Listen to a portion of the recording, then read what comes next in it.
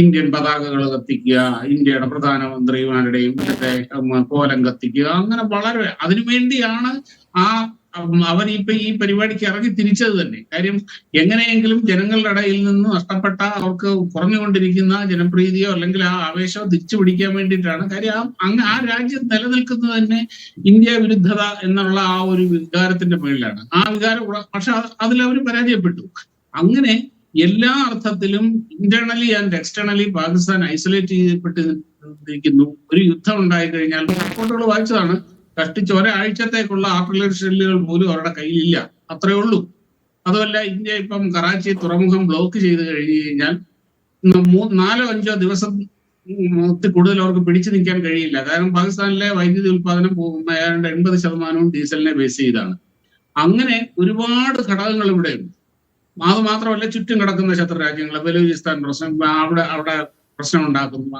അങ്ങനെ നിൽക്കുന്ന സമയത്ത് പാകിസ്ഥാൻ ഇതിനെ എസ്കലേറ്റ് ചെയ്യാൻ സാധ്യതയില്ല.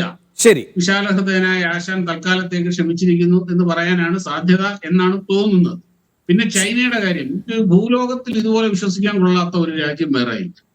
അവരും ഈ പറഞ്ഞതുപോലെ നേരിട്ട് ഇപ്പൊ വേറൊരു കാര്യങ്ങളുണ്ട്, ചൈന അതിന് സപ്പോർട്ട് ചെയ്യാൻ സാധ്യതയില്ല എന്ന് പറഞ്ഞു.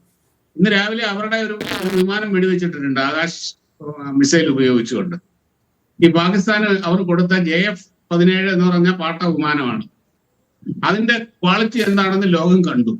ഒരു യുദ്ധത്തിലേക്ക് ഇത് പോവുകയാണെങ്കിൽ ഈ പാകിസ്ഥാന്റെ കയ്യിൽ നിൽക്കുന്ന ചൈനയുടെ ആയുധങ്ങളുടെ ക്വാളിറ്റി എന്താണെന്ന് ലോകം കാണും, ലോകം അറിയും. അതുമല്ല, ഇപ്പൊ മനസ്സിലാക്കുന്നത് ഇവരുടെ റഡാർ ശൃംഖലകൾ ഒന്നും വർക്ക് ചെയ്തില്ലേ, ഇവരറിഞ്ഞില്ല. ഇവന്റെ ഉച്ചാന്തലയ്ക്ക് കൊണ്ട് ഈ ബോംബ് വീണപ്പോഴാണ് ഇവൻ അറിഞ്ഞത്. പാകിസ്ഥാന്റെ ഉള്ളിലേക്ക് 100-300 കിലോമീറ്റർ കറങ്ങി ചെന്ന് ഫൈറ്റർ ഉപയോഗിച്ചാണോ മിസൈൽ ഉപയോഗിച്ചാണോ എന്നുള്ളത് നമുക്ക് വ്യക്തമായിട്ടില്ല. എന്താണെങ്കിലും ചെയ്തിട്ട് അവരുടെ ഈ ചൈന കൊടുത്ത റഡാർ ശൃംഖലകളൊന്നും വർക്ക് ചെയ്തില്ല. ഇതൊക്കെ ലോകം കണ്ടുകൊണ്ടിരിക്കുകയാണ്.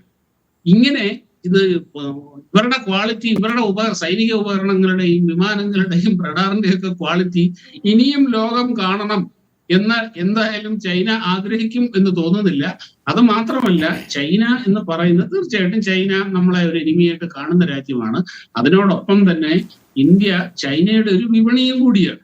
ശരി, അപ്പൊ